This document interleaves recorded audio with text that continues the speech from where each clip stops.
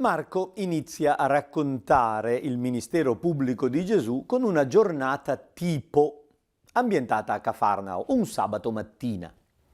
Giorno di festa, giorno di incontro in sinagoga. Nella sinagoga, mentre Gesù insegna, un uomo indemoniato lo interrompe e Gesù lo libera. Compie un esodo, un anticipo dell'esodo pasquale. La gente rimane meravigliata. Si domanda che è questo e si risponde: è un insegnamento nuovo. L'insegnamento di Gesù è di una qualità che prima non c'era. E soprattutto la novità sta nel fatto che quell'insegnamento è unito ad autorità. Gesù dice e realizza quello che dice. Marco continua la descrizione della giornata di Gesù a Cafarnao presentando il momento del mezzogiorno a casa con gli amici Simone, Andrea, Giacomo e Giovanni. E subito, usciti dalla sinagoga, andarono nella casa di Simone e di Andrea. Notiamo quell'insistenza tipica di Marco sull'avverbio subito, che serve quasi come un filo di sutura per tenere insieme gli episodi e creare un collegamento veloce fra una cosa e l'altra, senza troppe interruzioni. La suocera di Simone era a letto con la febbre e subito gli parlarono di lei. Egli si avvicinò e la fece alzare prendendola per mano. La febbre la lasciò ed ella li serviva. Se confrontate questo racconto con il testo parallelo di Matteo, potete accorgervi facilmente che Matteo ha un testo più semplice, essenziale, più sacrale, che presenta Gesù in un'aura superiore. Invece Marco tratteggia l'episodio con delle caratteristiche brillanti, vivaci, pittoresche, molto umane. Gesù va a pranzare in casa degli amici. Sono loro che parlano a Gesù di questa donna che è malata. Gesù si avvicina, la avvolge col braccio, le prende la mano, la tira su. È un gesto significativo. Gesù prende per mano l'umanità malata, la solleva, la abbraccia, la rende capace di nuovo servizio. E quella donna si mette a servirli, si mette a fare da mangiare per tutto il gruppo. Matteo dirà lo serviva. Diventa simbolico e sintetico l'episodio. In Marco invece la sottolineatura è molto più umana. Finito il sabato, cioè al tramonto del sole, si è sparsa la voce del prodigio compiuto da Gesù in sinagoga e tutti quelli che avevano degli ammalati li portano a Gesù perché compia dei prodigi di guarigione. La casa di Pietro viene assediata dalla gente e Gesù guarisce molti. Passa tutta la sera insieme a questa gente, in mezzo alla folla. Al mattino presto si alzò quando ancora era buio e uscito si ritirò in un luogo deserto e là pregava. Non è un caso che il mattino dopo il sabato sia una domenica. E al mattino presto della domenica Gesù si alza gli altri dormono ancora. Gesù si alza e va in un luogo ritirato, è ancora buio, e prega il Padre. Gesù è un uomo maturo, capace di relazioni umane mature. Sa stare con la gente, sa stare da solo. Non è dipendente dalla folla, non è un isolato. È un uomo che sa stare in tutte le situazioni e quando la gente lo cerca si lascia trovare e sta con le persone, ma non dimentica la necessità del momento orante, della solitudine, della interiorità. Quando gli amici si svegliano e non lo trovano più in casa, vanno a cercarlo, lo trovano sulle colline dietro la città di Cafarnao e gli dicono: tutti ti cercano. Gesù reagisce non ritornando a Cafarnao, perché la sua missione è quella di annunciare il Vangelo di Dio a tutti. E Cafarnao è il punto di partenza, è l'inizio della irradiazione del messaggio. Ma Gesù non vuole lasciarsi mettere le mani addosso da un gruppo, un ambiente, una città. Inizia il suo ministero itinerante. La stessa natura della sua predicazione portò a rendere difficile il racconto della sua esperienza storica, perché ha fatto molte volte le stesse cose, ha ripetuto lo stesso insegnamento in molti luoghi analoghi, cambiando villaggio, entrando in un'altra sinagoga, aveva degli ascoltatori sempre nuovi e quindi ha dovuto ricominciare da capo.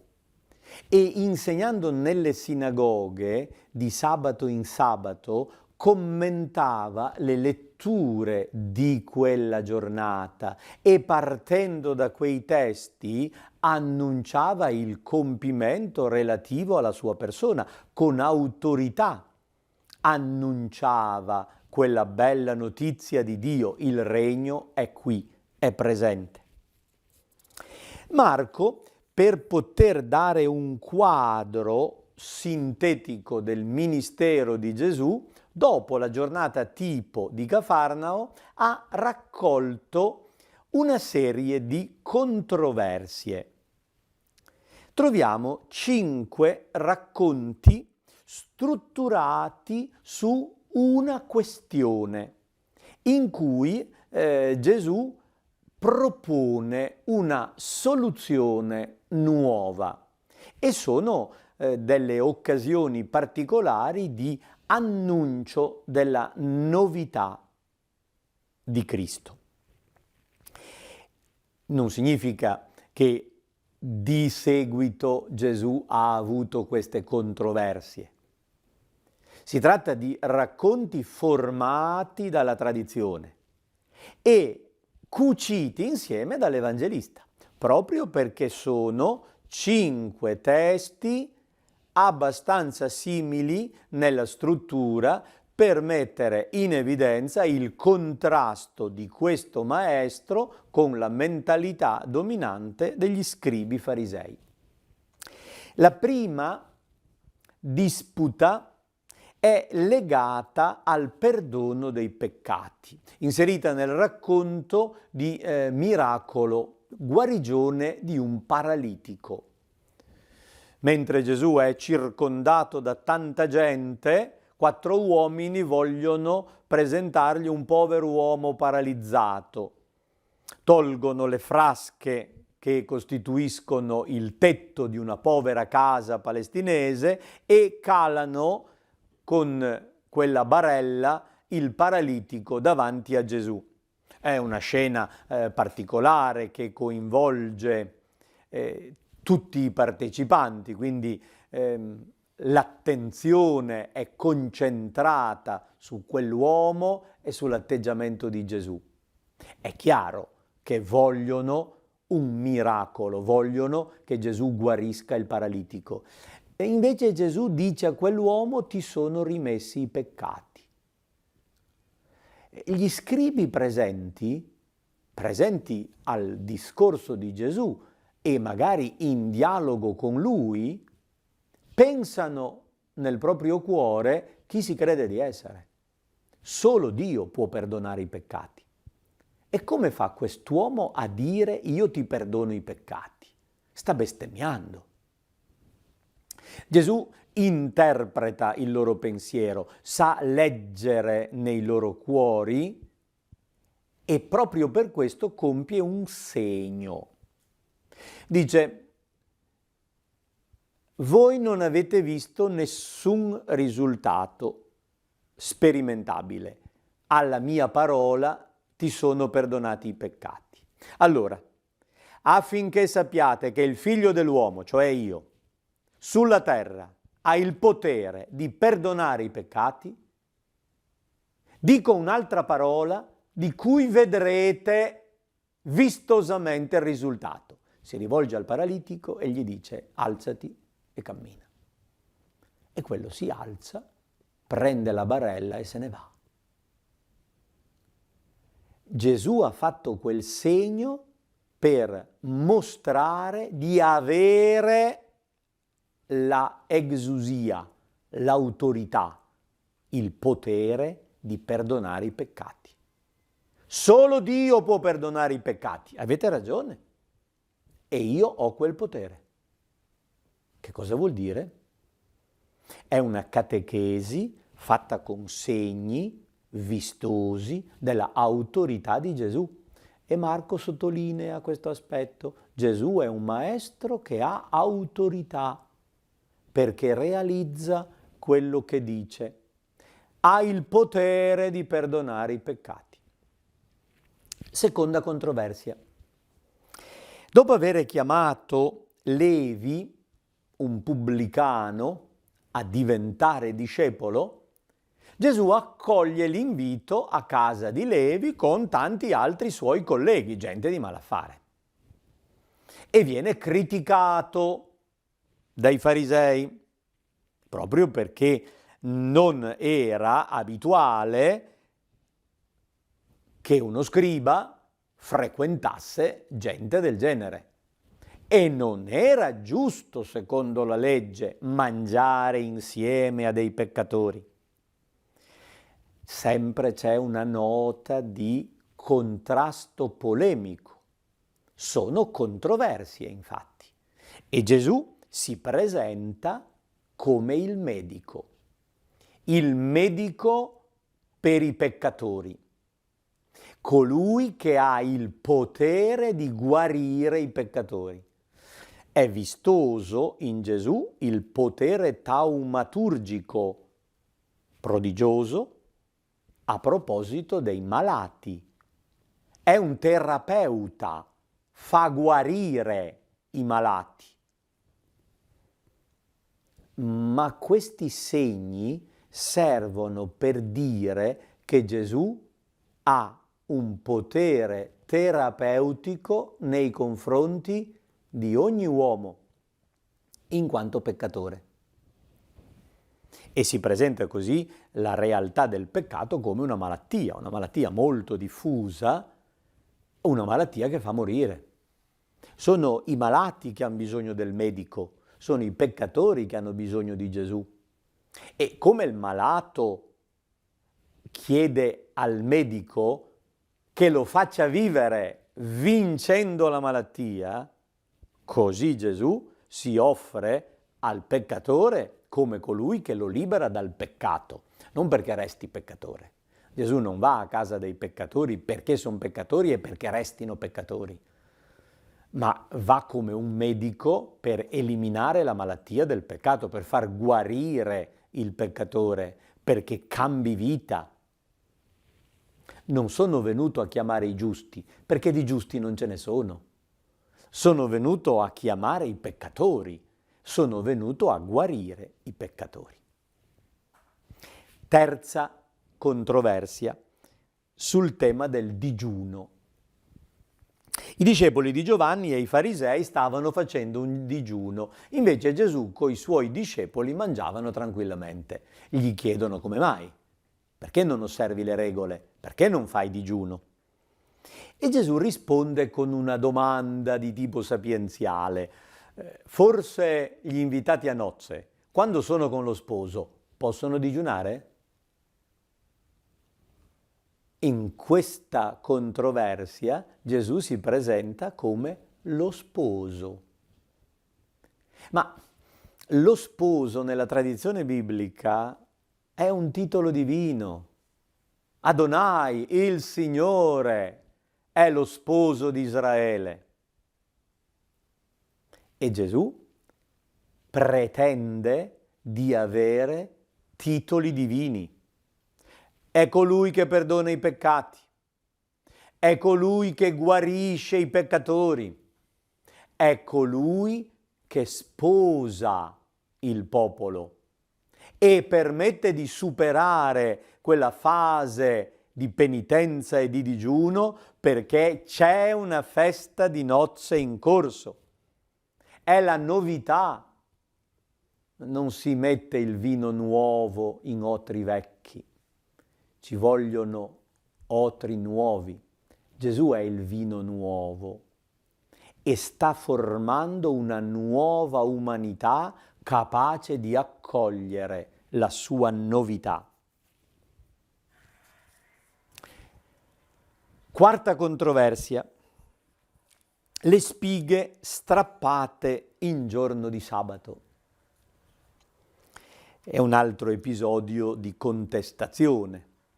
I discepoli di Gesù in giorno di sabato raccolgono delle spighe attraversando un campo di grano. Il problema non è il furto, il problema è che compiono un gesto proibito in giorno di riposo. I farisei lo dicono a Gesù: guarda lì, fanno delle cose che non dovrebbero fare. E Gesù presenta il suo insegnamento sul sabato, dicendo: il sabato è stato fatto per l'uomo e non l'uomo per il sabato. L'uomo è più importante delle regole. Le regole religiose devono aiutare l'uomo a vivere bene, non a schiavizzarlo. Per cui, ricordatevi bene, il figlio dell'uomo, cioè io, è Signore anche del sabato. È un altro titolo divino. Gesù si presenta come il Signore del sabato, cioè colui che ha autorità su questo principio della legge ebraica. Quinta controversia ancora sul tema del sabato. È un'altra narrazione di guarigione. Di nuovo entrò nella sinagoga, vi era un uomo che aveva una mano paralizzata. Quell'uomo non chiede niente, rimane al suo posto semplicemente con la sua mano bloccata. Gesù lo nota, lo chiama, lo fa mettere nel mezzo, attira l'attenzione di tutti su quella situazione e chiede: è lecito in giorno di sabato fare del bene o fare del male, salvare una vita o ucciderla? Tutti tacciono. La teoria era chiara, avrebbero dovuto dirgli di no, però nel caso concreto è sempre difficile applicare la teoria e dire in quel caso che Gesù non deve guarire quell'uomo. Essi tacevano e Gesù, guardandoli tutti intorno con indignazione, rattristato per la durezza del loro cuore, disse all'uomo: tendi la mano. Qui abbiamo una tipica pennellata di Marco, lo sguardo circolare di Gesù. Molte volte l'Evangelista presenta il Maestro che prima di parlare fa il giro con gli occhi fissando ciascuno dei presenti. Poi Marco esplicita i sentimenti. Dice che Gesù è indignato e rattristato. è indignato per quell'atteggiamento ipocrita di chiusura, di silenzio, di grettezza religiosa, è rattristato perché c'è questa situazione di religione oppressiva, è rattristato per la durezza del cuore, per la testa dura. Il cuore nel linguaggio biblico è la testa, perché non riescono a capire. E Gesù dice semplicemente una parola, tendi la mano, e quell'uomo si trova liberato dal suo handicap. Quella mano che non era capace di agire, grazie alla parola di Gesù, diventa nuovamente attiva.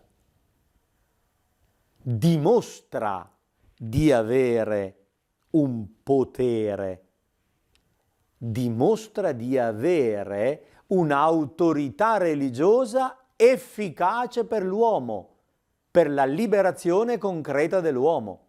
Come reagiscono gli avversari di fronte a queste pretese di Gesù? Tennero consiglio per farlo morire. In 3,6 Marco fa una prima conclusione. Siamo già quasi alla fine. Gli avversari hanno già maturato l'idea di eliminarlo, perché è un tipo troppo pericoloso. Ma siamo solo a un giro di boa. Subito dopo Marco riprende il racconto con un altro sommario, un altro racconto di vocazione, per presentare poi una serie di nuove azioni di Gesù, con una sua pretesa sensazionale: essere Dio, essere colui che libera veramente l'uomo.